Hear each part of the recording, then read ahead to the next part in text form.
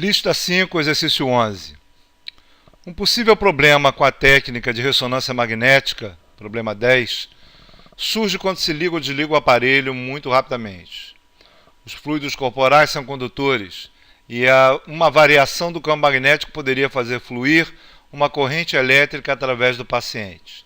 Suponha que um paciente típico tenha uma seção transversal máxima 0,06 metros quadrados. Qual é o menor intervalo de tempo em que o campo magnético de 5 Tesla pode ser ligado ou desligado se a fém induzida ao redor do corpo do paciente deve ser mantida abaixo do 0,1 volts? Bem, vamos lá. A ideia é simples. A gente tem o solenoide do problema 10, né?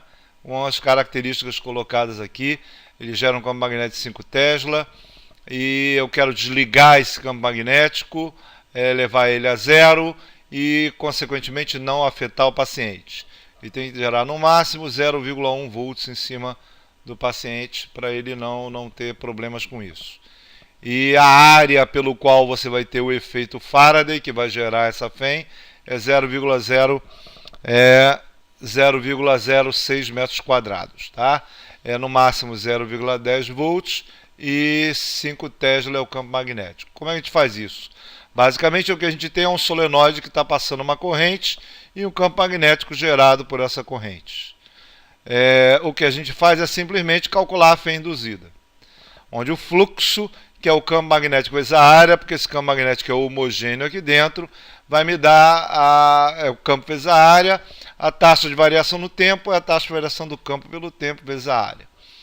Eu coloquei aqui em termos de variação total do tempo do campo magnético pela variação total do tempo, porque eu vou considerar que essa variação é linear, certo? É a variação global, né, do campo magnético de 5 Tesla até zero. Quanto tempo isso leva, a razão disso vai me dar a taxa de variação do campo.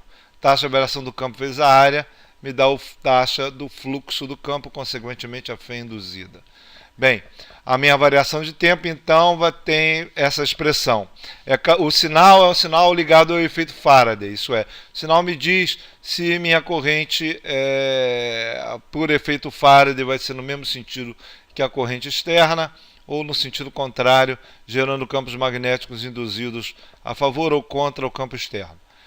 Então, eu não preciso do sinal para calcular a variação de tempo. Mesmo aumentando ou diminuindo, a variação de tempo é a mesma para gerar essa fém. Consequentemente, a minha variação do campo, que vai de 5 Tesla até zero, é de 5 Tesla. E a fém é 0,1, como colocado no problema, e a área do corpo do paciente é 0,06 metros quadrados, quem vai sofrer o efeito Faraday. Dessa forma, a nossa variação de tempo é de 3 segundos. Né? 3 segundos é o tempo máximo, para que tenha essa variação essa fém induzida no paciente. Quer dizer, qualquer tempo abaixo disso é o tempo mínimo, né? Perdão. É o tempo mínimo, porque qualquer tempo abaixo disso, tempo menor significa fém maior, significa maior taxa de variação. Qualquer tempo acima disso, a menor taxa de variação é menor a fém. Então, o tempo mínimo é 3 segundos, tem que ser maior que esse. Bem, mas isso aí leva a um problema de construção do solenoide razoável. Por quê? Porque nós não levarmos em consideração alguma tecnologia especial para fazer isso, se a gente vai levar só em conta a parte de circuitos básicos, a gente vai ter um problema, que é o seguinte: a gente sabe que o fluxo é o campo vezes a área, fluxo do campo, né? E a indutância do indutor é o número de espiras vezes o fluxo sobre a corrente. E, claro, o fluxo é o campo vezes a área, consequentemente esse é o valor da indutância. Eu posso calcular a indutância no nosso problema, levando em consideração os dados do problema 10, que é exatamente como esse problema aqui é praticamente uma continuação do problema 10. Então, se eu colocar os dados do problema 10, a minha indutância vai ser o número de espiras, né, que é um dos resultados do problema 10, 4 vezes 10 a 4 espiras, vezes fluxo, que é 5 Tesla vezes πr ao quadrado, né, o raio da espira 20 centímetros, dividido pela corrente de 100 amperes, isso é 251 R. Esse valor só depende da geometria da espira e não da corrente.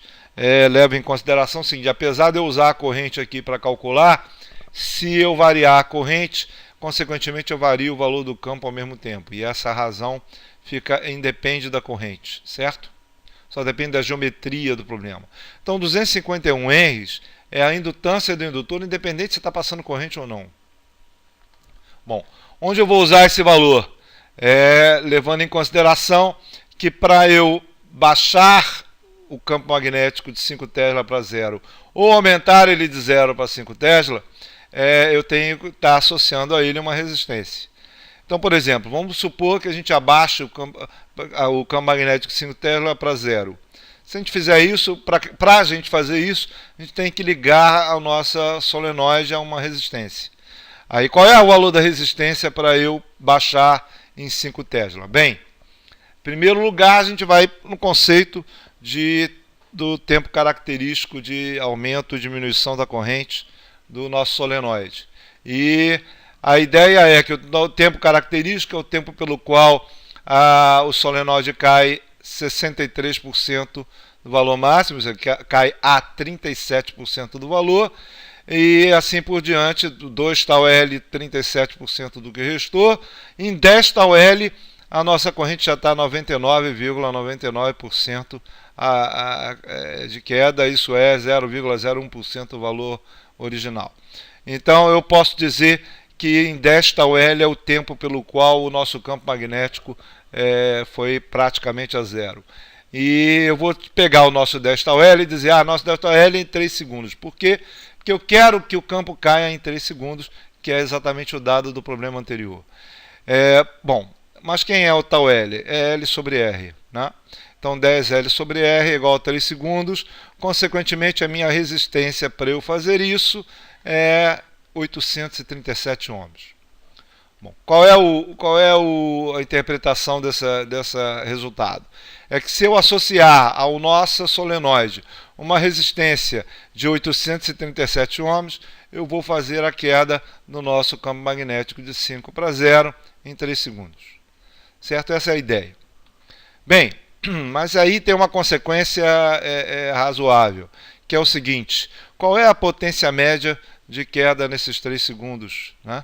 A potência média gasta por efeito Joule em cima do resistor, certo? Porque é o resistor em que vai fazer perder a energia acumulada no indutor, que é 1,25 vezes 10 a 6 joules, que é também um resultado do problema 10, em 3 segundos. Consequentemente, 417 kW, que é uma potência bem razoável, vai aquecer bastante a nossa resistência. É pior ainda, no instante inicial da queda, isso é, no tempo igual a zero, nossa potência é simplesmente RI ao quadrado. Ora, se a minha resistência é 837 ohms, a potência perdida por efeito Joule no instante que eu ligar a resistência ao nosso indutor, ao nosso solenoide, para poder promover a queda, essa potência vai ser gasta de 8 megawatts. Bom, dificilmente você vai ter uma resistência que aguente essa perda por efeito Joule. Tem que ser uma resistência muito especial para poder promover essa queda. E eu acho que a coisa não vai ser feita aí dessa forma. Por outro lado, qualquer resistência menor do que essa faz com que o tempo seja maior. O tempo maior significa qualquer resistência maior que esse valor faz com que o tempo seja maior.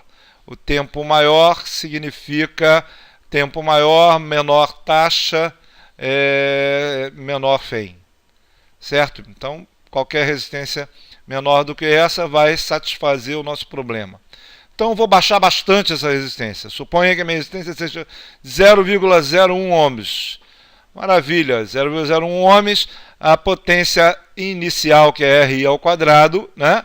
R, a resistência, é 0,01 vezes 100 ao quadrado, vai me dar uma potência de 100 watts inicial. Já é bem razoável. A potência é perdida por uma lâmpada, como se aqui fosse uma lâmpada.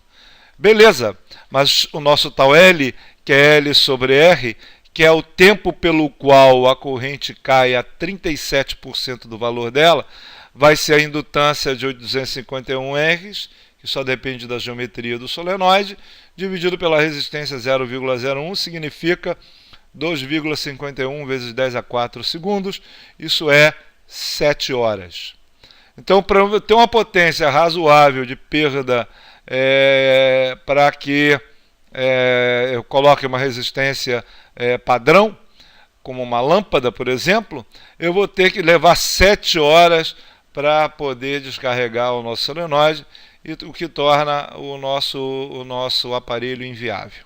Certo? Porque 7 horas é o tal L. Para eu baixar a zero, teria que ser 70 horas. Né? Seria ter 10 tal L, como eu tinha descrito aqui. E o que torna o nosso problema inviável desta forma.